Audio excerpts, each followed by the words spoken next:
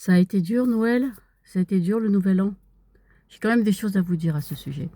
Vous savez que notre psychisme, il est géré par ce qu'on appelle des neurotransmetteurs. Ces neurotransmetteurs vous apportent de la tristesse, de la joie, de l'excitation, de la colère, tout ça. Enfin, tout ça, c'est une grande usine chimique, notre cerveau. Or, la luminosité qui arrive dans mes yeux et qui va contacter mon hypophyse renseigne mon cerveau sur l'ensoleillement, sur les clés, sur la luminosité du lieu et la règle sur la journée. Si j'ai ma dose de lumière le matin, je peux fabriquer de la sérotonine qui sert à la bonne humeur. Et c'est pour ça qu'on utilise la luminothérapie contre la dépression, surtout dans les pays nordiques. Donc j'ai besoin de ma dose de lumière. Quand je vais avoir ma sérotonine, je suis de bonne humeur. Et grâce à la sérotonine, je peux fabriquer de la mélatonine qui, elle, va me permettre de m'endormir et d'avoir un sommeil paisible. Donc vous comprenez bien que la luminosité, c'est quelque chose d'important. Or, qu'est-ce que c'est Noël? Qu'est-ce que c'est le Nouvel An? C'est la période de l'année où il y a le moins d'ensoleillement. Conclusion, c'est la période de l'année où vous risquez le plus de souffrir de dépression, d'anxiété et vous êtes le plus fragile pour péter un câble éventuellement. C'est donc la dernière chose à faire, c'est d'être confronté à des gens hostiles à ce moment-là, pendant votre fragilité. Par conséquent, pourquoi est-ce qu'on a des fêtes en décembre avec de l'allumage de lumière, des chants, des cadeaux? Parce que tout ça, ça permet de fabriquer de la sérotonine et de survivre à ce qui s'annonce la deuxième partie de l'hiver, parce que pour nos ancêtres, c'était pas de la tarte. Revenons à cette histoire de luminosité.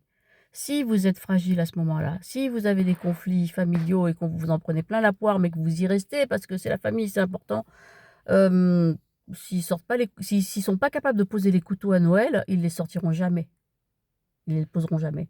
Donc c'est pas la peine. En fait, l'effort, ça ne fait que on fait que de se martyriser les uns les autres.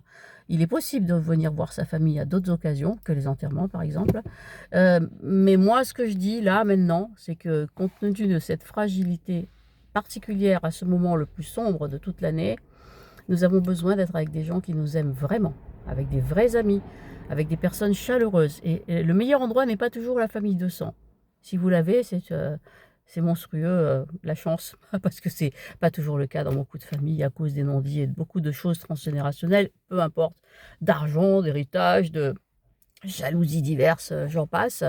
On va les oublier, tout cela. Le truc, c'est que pendant ces périodes-là, vous avez besoin d'être entouré de bonté, de gentillesse et de chaleur humaine. Et mieux vaut encore être seul avec de la bonne musique et ses chats qu'avec des personnes qui attendent de vous faire des pics, des réflexions, des trucs humiliants, blessants, tout ça. Enfin, personne ne mérite ça, hein. C'est bon, ça va, quoi. Enfin, et bon, moi je dis ça peut-être parce que j'ai un certain âge et que je commence à distinguer ce qui est vraiment important de ce qui ne l'est pas.